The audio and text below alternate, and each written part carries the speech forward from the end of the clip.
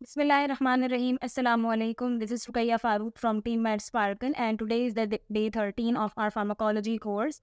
So in this video, we are basically going to start the topic of prostaglandins and NSAIDs. तो सबसे पहले prostaglandins को देख लेते हैं कि प्रोस्टाग्लैंडिन्स जो है वो होते क्या हैं और किस तरीके से ये बनते हैं। प्रोस्टाग्लैंडिन्स जो है ये हमारे पास बनते हैं फ्रॉम एराकिडोनिक एसिड। फॉस्फोलिपिड जो होती है हमारी मेम्ब्रेन उससे जो है ये बनते हैं, और ये जो है वो कंपाउंड्स होते हैं जो हमारे पास टिश्यूज़ में माइन्यूट क्वांटिटीज़ में प्रेजेंट होते हैं या उसके अंदर प्रोड्यूस होते हैं, और ये लोकली जो है वो उन्हीं टिश्यूज़ के ऊपर एक्ट कर रहे होते हैं। तो अब फॉस्फोलिपिड जो है ये हमारे पास कन्वर्ट होती है या बनाती है free arachidonic acid. Arachidonic acid बनाती है by the help of enzyme phospholipase A2। अब फ्री एराकिडोनिक एसिड जो है इसके दो फेट्स हैं, या तो ये हमारे पास कन्वर्ट होगा इनटू प्रोस्टाग्लैंडिन्स या फिर ये हमारे पास कन्वर्ट होता है इनटू ल्यूकोट्राइन। अब प्रोस्टाग्लैंडिन्स में जो है ये किस एंजाइम के थ्रू कन्वर्ट होता है, ये होता है साइक्लोऑक्सीजनेज, जिसको हम शॉर्ट में कहते हैं कॉक्स। अब कॉक्स एंजाइम जो है वो दो तरह के होते हैं, एक होता है कॉक्स 1 और एक होता है कॉक्स 2। अब सबसे पहले बात करते हैं कि जब फ्री एराकिडोनिक एसिड पर कॉक्स एंजाइम जो है वो एक्ट करता है तो प्रोस्टाग्लैंडिन्स किस तरीके से बनते हैं और कौन से बनते हैं। सबसे पहले प्रोस्टाग्लैंडिन जी यानी इंटरमीडिएट कंपाउंड बनेगा, उसके बाद इससे ही कन्वर्ट होगा इनटू PGH2। PGH2 में कन्वर्ट होने के बाद अब डिपेंड करता है कि ये कौन से टिश्यू के अंदर प्रेजेंट है। अगर ये प्लेटिलेट के अंदर प्रेजेंट होगा PGH2, तो प्लेटिलेट का काम क्या है कि इसको TXA यानी थ्रोम्बोक्सेन में जो है वो कन्वर्ट करे। यहाँ पर हमारे पास कौन सा एंजाइम प्रेजेंट होता है प्लेटिलेट के अंदर जो इसको थ्रोम्बोक्सेन में कन्वर्ट करवाता है, ये होता है थ्रोम्बोक्सेन सिंथेज। थ्रोम्बोक्सेन सिंथेज जो है प्लेटिलेट के अंदर मौजूद होता है और ये TXA में कन्वर्ट करवाता है प्रोस्टाग्लैंडिन्स को। TXA क्या है, ये थ्रोम्बोक्सेन क्या है, ये हमारे पास प्लेटिलेट एग्रीगेशन करवाता है। फिर इसके बाद हमारे पास जो अदर कंपाउंड है अदर प्रोस्टाग्लैंडिन है, ये हमारे पास PGI2। अब अगर ये हमारे पास वेस्कुलर एंडोथेलियम के अंदर प्रेजेंट है तो वहाँ पर ये किस में कन्वर्ट होगा, ये कन्वर्ट होगा PGI2 में। और यहाँ पर कौन सा एंजाइम जो है वो रिस्पॉन्सिबल होगा, प्रोस्टासाइक्लिन सिंथेज।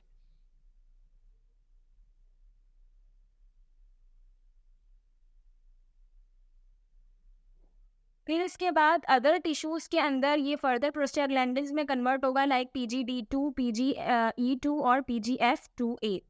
अब ये डिपेंड करता है कि वहाँ पर कौन सा टिश्यू है वो उसको कन्वर्ट करता है। यहाँ पर बेसिकली आइसोमेरेज एंजाइम्स जो हैं वो प्रेजेंट होते हैं।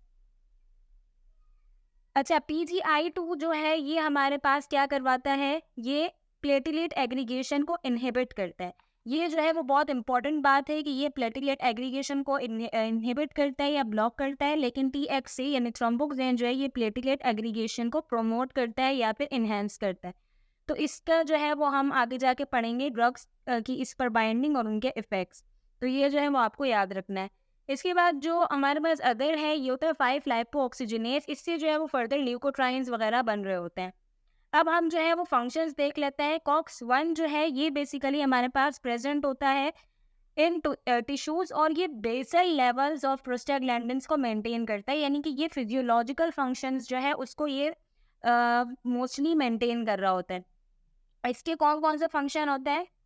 अच्छा, इसके फंक्शंस की अगर हम बात करें तो ये बेसिकली एक कॉन्स्टिट्यूटिव है एंजाइम है, यानी कि ये ऑलवेज प्रेजेंट होता है इन सेल्स, और इसके हाउस कीपिंग फंक्शन है लाइक ये गैस्ट्रो प्रोटेक्शन करवाता है।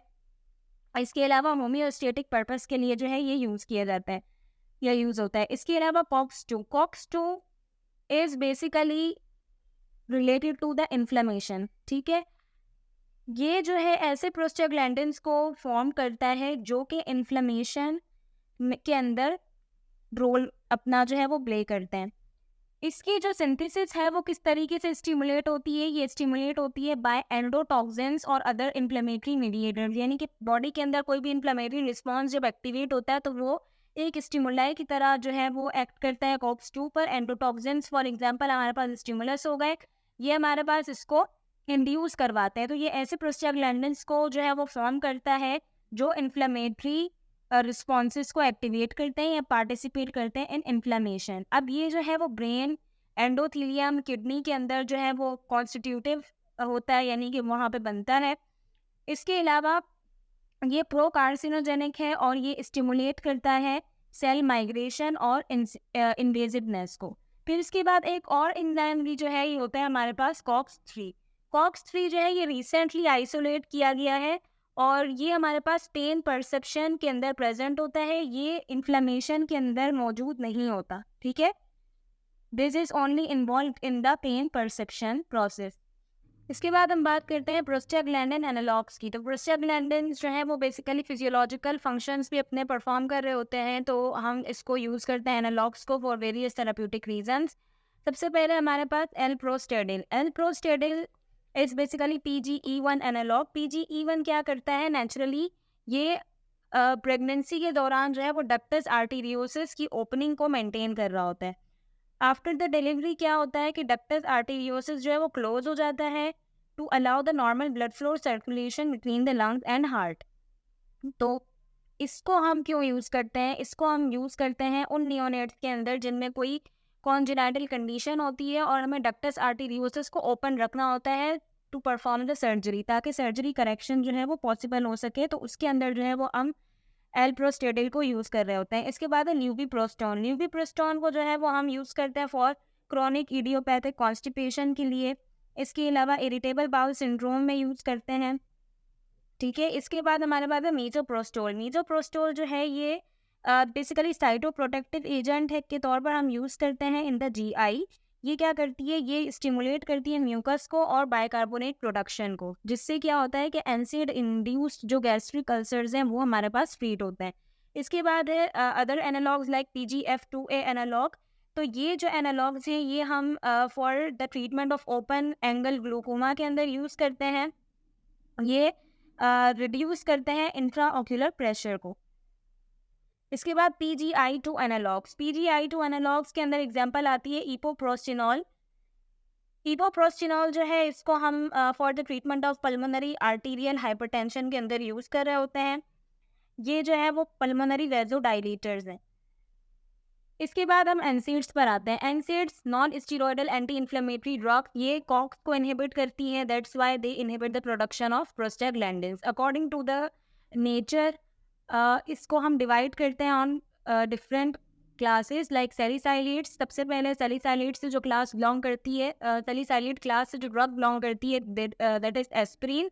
इसके बाद एसिटिक एसिड के अंदर एग्जाम्पल है इंडोमिथासिन, सुलिनडेक, टॉलमेटिन।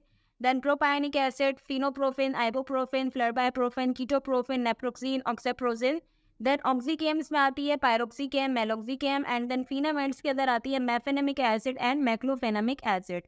तो ये थी हमारे पास एनसीड्स की क्लासिफिकेशन। उसके बाद अगर हम बात करते हैं classification based on the mechanism of action या फिर सिलेक्टिविटी, तो उसके अंदर 3 क्लासेस आती हैं हमारे पास, non selective, preferential selective and selective COX 2। Preferential COX 2 inhibitors या प्रेफरेंशियल सिलेक्टिव कॉक्स 2 इनहिबिटर्स जो है ये वो होती है जिनकी इनहिबिटरी एक्टिविटी कॉक्स 2 पर ज़्यादा होती है एज़ कम्पेयर टू कॉक्स 1। ठीक है, नॉन सिलेक्टिव की जो एक्टिविटी दोनों को ब्लॉक करेगी, कॉक्स 1 को भी कॉक्स 2 को भी। प्रेफरेंशियल की जो है वो कॉक्स 2 को ज़्यादा करेगी, यानी सिलेक्टिविटी टूवर्ड्स कॉक्स 2 ज़्यादा होगी एज़ कम्पेयर टू कॉक्स 1। इसके अलावा सिलेक्टिव कॉक्स 2 की जो है वो एक्टिविटी सिर्फ कॉक्स 2 पर होगी। उसके बाद हम बात करते हैं द फर्स्ट ड्रग की, that is paracetamol is basically not considered an एनसेड, but still इसका जो फंक्शन है वो कॉक्स से रिलेटेड है। कॉक्स 3 को जो है ये ब्लॉक कर रही होती है पैरासिटामॉल की जो GI टॉक्सिसिटी है वो एज कम्पेयर टू अदर जो एनसेड्स है वो कम है। इसके अलावा लेकिन पैरासिटामॉल जो है वो हेपेरोटॉक्सिसिटी जो है वो कॉज कर सकती है। पैरासिटामॉल को हम लोग जो है वो एंटीपायरेटिक एनाल्जेसिक के तौर पर यूज़ कर रहे होते हैं, इसकी एंटी इन्फ्लेमेटरी प्रॉपर्टी नहीं होती। ठीक है, इसके अलावा अगर इसके एडवर्स इफेक्ट्स की बात करें तो अगर बहुत ज़्यादा डोजेस के अंदर ये दे दी जाए तो ये जो है वो टॉक्सिसिटी कॉज कर सकती है। टॉक्सिसिटी में जो है हम इसको एंटीडोट देते हैं एन एसिटाइलसिस्टीन। फिर इसके बाद अगर कोई पेशेंट जो है वो सीवियर हेपेटिक इम्पेयरमेंट का है तो उसके अंदर जो है वो एसिटामिनोफेन या पैरासिटामॉल को अवॉइड करना चाहिए। इसके बाद हम बात करते हैं एस्पिरिन की। एस्पिरिन जो है हमारे पास इरिवर्सिबल इनहिबिटर है ऑफ कॉक्स एंजाइम। इसकी वेरियस जो है प्रॉपर्टीज या इसकी वेरियस इफेक्ट्स हैं, लाइक एंटीपैरेटिक है, एनाल्जेसिक है, एंटी इन्फ्लेमेटरी है। लेकिन इसकी जो है अदर कंडीशंस हैं, लाइक कि ये हमारे पास एंटी प्लेटिलेट ड्रग के तौर पर यूज़ होती हैं। एंटी प्लेटिलेट ड्रग के तौर पर हम इसको कहाँ पर यूज़ करते हैं? प्रोफाइलैक्सिस ऑफ मायोकार्डियल इंफार्क्शन और स्ट्रोक के अंदर जो है हम इसको यूज़ कर रहे होते हैं। अब इसका जो है वो इफ़ेक्ट क्या होता है, ये कॉक्स पर जाकर बाइंड करती है और उसको इरिवर्सिबली जो है वो इनहिबिट करती है। अब कॉक्स जो है वो हमारे पास थ्रोम्बोक्सेन भी बनाते हैं और PGI2 भी बनाता है। मेन जो है इसकी ब्लॉकेज इसके थ्रू किसकी होती है? PXA2 की होती है, थ्रोम्बोक्सेन A2 की। थ्रोम्बोक्सेन A2 प्लेटिलेट एग्रीगेटर है। तो जिन पेशेंट्स के अंदर MI है, उनके अंदर हमें क्या करना है कि प्लेटिलेट की एग्रीगेशन को जो है वो स्टॉप करवाना है। तो हम जो है एस्पिरिन को यूज़ कर रहे होते हैं। अब एस्पिरिन पोर्टल सर्कुलेशन के अंदर जाके पहले TXA2 को ब्लॉक कर देती है। कॉक्स को ब्लॉक करने के बाद इसके बाद जो हमारे पास लिटिल अमाउंट बचती है वो हमारे पास जाती है सिस्टमिक सर्कुलेशन में, जहाँ पर PGI2 को ये ब्लॉक करती है। PGI2 हमने पढ़ा था कि ये ब्लॉक करता है प्लेटिलेट एग्रीगेशन को। तो हमें जो है वो क्या करना है कि हमें इसको जो है इनहिबिट करना था, क्योंकि ये प्लेटिलेट एग्रीगेशन है, ये क्लॉट्स बना सकता है। तो हमें क्लॉटिंग को जो है वो बेसिकली इनहिबिट करना होता है।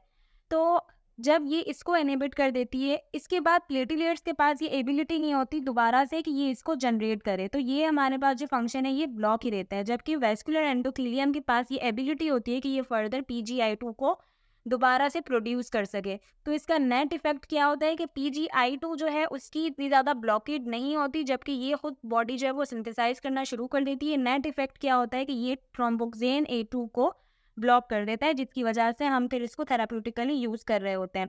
एस्पिरिन जो है हम और इंडोमेथासिन, एस्पिरिन और इंडोमेथासिन हम यूज़ करते हैं for the closure of ductus arteriosus in children. जो हमने पहले बात की कि एनालॉग्स को हम यूज़ कर रहे थे फॉर द पेटेंट या opening of ductus arteriosus before the surgery. तो जब सर्जरी हो जाती है उसके बाद हम एस्पिरिन और इंडोमेथासिन को जो है वो यूज़ कर रहे होते हैं फॉर द क्लोजर। इसके बाद अगर इसके एडवर्स इफेक्ट्स की बात करें तो ये प्रोलॉन्ग कर सकती है ब्लीडिंग को। इसके अलावा हाइपर यूरिसीमिया जो है करवा सकती है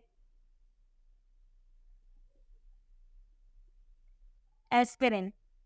तो ये क्या है कि ये हमारे पास एक्सक्रीशन ऑफ यूरिक एसिड को डिक्रीज कर देती है, जिसकी वजह से ये हाइपर यूरिसीमिया करवाती है। तो गाउट के पेशेंट्स में जो है हम इसको फिर विथ कॉशन यूज़ कर रहे होते हैं। इसके बाद हमारे पास अदर जो नॉन सिलेक्टिव कॉक्स इनहिबिटर्स हैं, तो उनकी अगर हम क्लिनिकल एप्लीकेशन की बात करें तो इंडोमेथासिन जो है वो हम यूज़ करते हैं for pain, swelling and tenderness. इसके बाद phenylbutazone is other drug.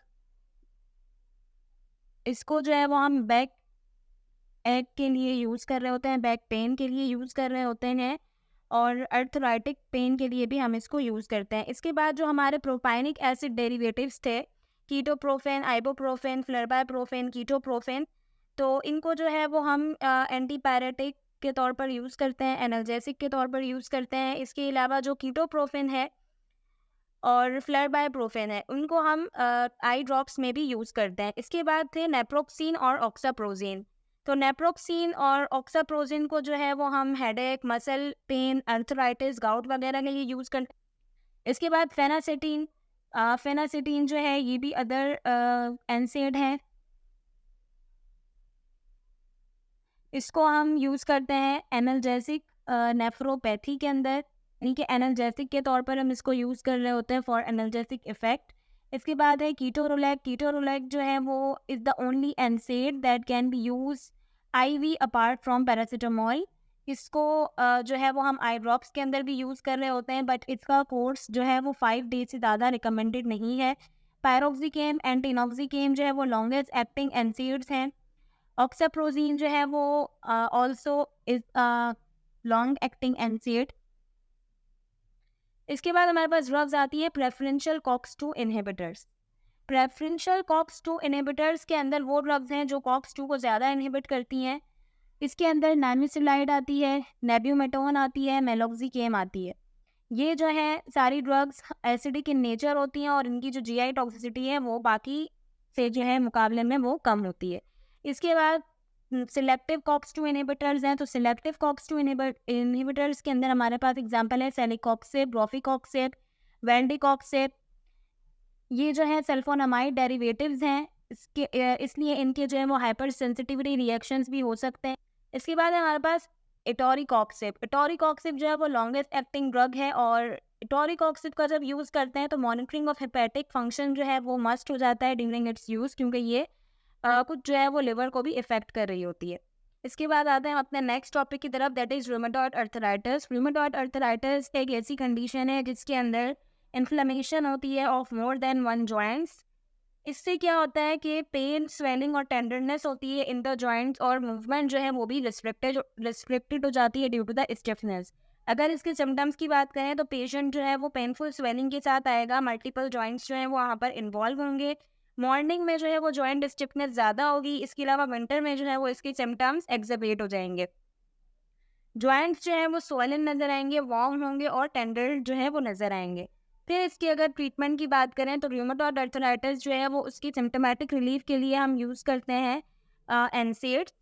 इसके बाद अगर एनसेड्स जो है वो क्योंकि प्रोग्रेशन ऑफ डिजीज़ को इफेक्ट नहीं करते, बट जस्ट जो है वो उसके पेन को कम करेंगे। बट प्रोग्रेशन ऑफ डिजीज़ को रोकने के लिए हम डीमार्ट्स को यूज़ करते हैं, that is disease modifying anti rheumatoid drugs, DMARDs. अब डीमार्ट्स जो है इसके अंदर हमारे पास आती है सिंथेटिक और बायोलॉजिकल। तो सबसे पहले हम बात करते हैं सिंथेटिक डीमार्ट्स में। डीमार्ट्स की फर्स्ट एग्जांपल है हमारे पास मीथोट्रिक्सेट। मीथोट्रिक्सेट जो है ये लो डोजेस के अंदर हम यूज़ करते हैं। ये करती क्या है, ये डीएनए सिंथेसिस को जो है वो इनहिबिट करेगी। It will inhibit DNA synthesis को जो है इनहिबिट करेगी। इसके अलावा ये क्या करेगी, फॉलिक एसिड को भी जो है ये इनहिबिट करेगी। नेट इफेक्ट इसका ये होगा कि ये इम्यूनो सप्रेसिव इफेक्ट जो है वो प्रोड्यूस करेगी, एंटी इन्फ्लेमेटरी इफेक्ट जो है वो बॉडी के अंदर प्रोड्यूस करवाएगी, जिससे जो इन्फ्लेमेशन है वो प्रोड्यूस होगी। ये जो बेसिकली ड्रग्स होती हैं डीमार्ट्स, ये बहुत स्लो एक्ट करती हैं। 6 हफ्तों से 6 महीने जो है वो लगते हैं इनका इफेक्ट प्रोड्यूस होने में। अब मीथोट्रिक्सेट की अगर एडवर्स इफेक्ट्स की मैं बात करूं तो ये गैस्ट्रिक इरिटेशन करवाती है, पैनसाइटोपिनिया करवाती है और हिपेरोटॉक्सिसिटी भी करवाती है। इसके अलावा ये एक टेराटोजेनिक ड्रग है। इसके बाद हम अपनी नेक्स्ट ड्रग पर आते हैं, दैट इज सल्फासेलेथीन। सल्फासेलेथीन हम उन पेशेंट्स के अंदर यूज़ कर रहे होते हैं जो कॉन्ट्रा इंडिकेटेड होते हैं विद द मीथोट्रिक्सेट। सल्फासेलेजीन जो है वो मेटाबोलाइज होता है into 2 metabolites, sulfapyridine and 5 amino salicylic acid. इसके अलावा ये अल्सरेटिव कोलाइटिस के पेशेंट में भी यूज़ किया जाता है। अच्छा, इसके बाद हमारे पास एग्जांपल आती है लेफ्ल्यूनोमाइड। लेफ्ल्यूनोमाइड जो है ये डाईहाइड्रो ऑरोटेट डिहाइड्रोजिनेस को जो है ये हमारे पास ब्लॉक करता है। ये एंजाइम पायरिमिडीन सिंथेसिस के लिए इंपॉर्टेंट होता है, यानी रिक्वायर्ड होता है। तो जब ये एंजाइम इनहिबिट हो जाता है तो क्या होता है कि सेल जो है वो हमारे पास सेल डेथ हो जाती है। इसके अलावा अगर हम नेक्स्ट की बात करें हाइड्रोक्सीक्लोरोक्विन, तो हाइड्रोक्सीक्लोरोक्विन क्या करता है, ये पीएच ऑफ द सेल को इंक्रीज करता है, जिसकी वजह से जो हमारे पास इम्यून सिस्टम रेगुलेशन है वो डाउन हो जाती है। इसके बाद हमारे पास एग्जांपल्स आती हैं बायोलॉजिकल एजेंट्स की। अब बायोलॉजिकल एजेंट्स के अंदर सबसे पहले है TNF alpha inhibitors. TNF alpha जो है ये इंपॉर्टेंट रोल प्ले करता है इन द जॉइंट डिस्ट्रक्शन, तो इसको हम ब्लॉक करेंगे with the help of drugs adalimumab and infliximab. ये जो है हम यूज़ कर रहे होते हैं। ये जो है सारी ड्रग्स हम सब क्यूटेनियसली दे रहे होते हैं। इन्फ्लिक्जिमाब जो है वो आईवी दी जाती है। इसके अलावा इन्फ्लिक्जिमाब जो है वो क्रॉन्स डिजीज़ के अंदर भी हम यूज़ कर रहे होते हैं। इसके बाद हमारे पास दूसरी क्लास है को स्टिमुलेशन इनहिबिटर्स। को स्टिमुलेशन इनहिबिटर्स जो है CD80 और इसके अलावा जो है CD86, इसको इन दोनों को जो है वो इनहिबिट कर रहे होते हैं। इससे क्या होता है कि जो टी सेल एक्टिवेशन है वो हमारे पास इनहिबिट हो जाती है या ब्लॉक हो जाती है। ये हम उन पेशेंट्स में यूज़ करते हैं जो पेशेंट्स मीथोट्रिक्सेट और टीएनएफ अल्फा इनहिबिटर्स के कॉम्बिनेशन से जो है वो रेजिस्ट हो चुके हैं। इसके बाद है हमारे पास ड्रग टोकिलीजुमाब। टोकेलिजुमाब जो है ये बेसिकली एक मोनोक्लोनल एंटीबॉडी है अगेंस्ट IL-6। ये इंटरल्यूकिन 6 को जो है वो इनहिबिट करवाती है और ये अप्रूव ट्रीटमेंट है for rheumatoid arthritis in combination with methotrexate. इसके बाद हमारी लास्ट बायोलॉजिकल डिमांड है रिट्यूक्सिमाब। तो रिट्यूक्सिमाब जो है ये भी एंटीबॉडी है, ये जो है वो बी सेल्स को डिप्लीट करती है और ये भी जो है वो हम मीथोट्रेक्सेट के साथ कॉम्बिनेशन में यूज़ कर रहे होते हैं। इसके बाद हम बात करते हैं अपने लास्ट टॉपिक की, दैट इज़ गाउट। गाउट जो है एक ऐसी डिजीज़ है जिसके अंदर सीरम यूरिक एसिड लेवल्स जो है वो इंक्रीज़ हो जाते हैं। अब ये इंक्रीज़ क्यों होते हैं? या तो ये इंक्रीज़ होता है due to the excessive production body के अंदर due to the breakdown of protein and nucleic acid. क्या होता है कि यूरिक एसिड की एक्सेसिव प्रोडक्शन होती है, ये होता है यूजुअली ड्यूरिंग कैंसर कीमोथेरेपी, या फिर किसी वजह से ड्रग्स की वजह से या किसी और रीज़न की वजह से यूरिक एसिड जो है वो बॉडी से सही तरीके से एक्सक्रीट आउट नहीं होता, that will lead to the hyperuricemia. अब यूरिक एसिड जब बॉडी से एक्सक्रीट आउट नहीं होगा या एक्सेसिव प्रोड्यूस होता रहेगा तो ये हमारी किडनी, जॉइंट्स और सबक्यूटेनियस टिश्यूज़ के अंदर जो है वो प्रेसिपिटेट होना शुरू हो जाएगा। गाउट को हम ट्रीट किस तरीके से करते हैं? गाउट कैन बी एक्यूट और chronic. Acute gout will be treated by NSAIDs and colchicine. Colchicine is basically more effective than NSAID but it is rarely use due to the high toxicity. Colchicine जो है वो basically inhibit करती है granulocyte migration को। Granulocyte जो है वो inflamed joint पर माइग्रेट होते हैं और वहाँ पर मजीद इन्फ्लेमेशन जो है वो कॉज होती है। लेकिन ये जो है ये ग्रेन्युलोसाइट माइग्रेशन को जो है वो स्टॉप करवा देती है। इसके बाद हमारे पास क्रॉनिक गाउट के अंदर 3 क्लासेस आती हैं, drugs that inhibit the synthesis of uric acid, जिसके अंदर हमारे पास एग्जांपल है एलोप्यूरिनोल और फिबोक्सिस्टेट। ये ड्रग्स जो है वो इनहिबिट करती है ज़ैंथीन ऑक्सीडेज एंजाइम को। Xanthine oxidase enzyme plays a important role in the synthesis of uric acid, so these drugs inhibit this enzyme. अब ये जो ड्रग्स हैं ये हमारे पास ड्रग ऑफ चॉइस है for the chronic gout. Acute में हम इसको यूज़ नहीं करेंगे क्योंकि ये जो है वो उसको मज़ीद सीवियर कर सकती हैं या वर्स्ट कर सकती हैं। अगर इसके एडवर्स इफेक्ट्स की मैं बात करूँ तो एलोप्यूरिनोल जो है उसको रेनल फेलियर के पेशेंट के अंदर हम जो है वो डोज एडजस्ट करके एडमिनिस्टर करते हैं, जबकि फिबोक्सिस्टेट जो है वो हम विदाउट डोज एडजस्टमेंट जो है वो यूज़ कर सकते हैं। इसके अलावा फिबोक्सिस्टेट का एडवर्स इफेक्ट ये है कि ये एब नॉर्मल लिवर फंक्शन टेस्ट जो है वो करवा सकती है।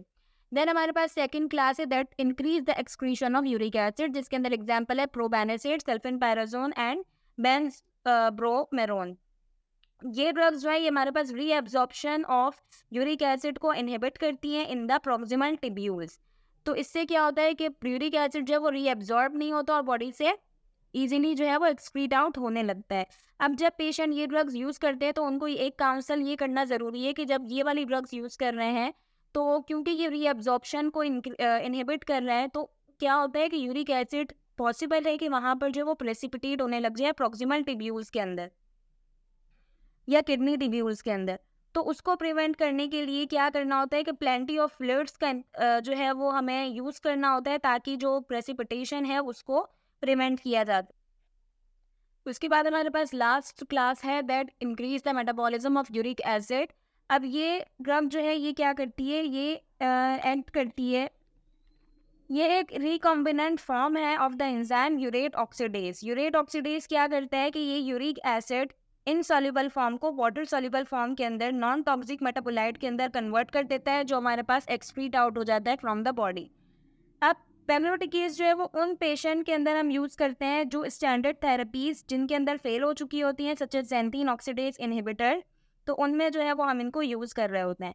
ये जो है आईवी इन्फ्यूजन के ज़रिए एडमिनिस्टर की जाती है एवरी 2 वीक्स, और इसके अंदर जो है वो इन्फ्यूजन रिलेटेड प्रोफाइल एनाफाइलैक्सिस या रिएक्शंस भी जो है वो कॉज हो सकते हैं। तो इसके लिए हम पहले जो है वो एंटीहिस्टामिन या कॉर्टिकोस्टेरॉइड जो है वो पेशेंट को एडमिनिस्टर करवाते हैं। तो ये जो है वो हमारा कंप्लीट हुआ gout. Now come towards the assignment. अब असाइनमेंट है इसके आपको कोई भी 4 से 5 जो है वो एडवर्स इफेक्ट्स बताने हैं प्रोबेनिसिट के in the comment section with your name and roll number. So that's all for today. Thank you so much. अल्लाह हाफिज़।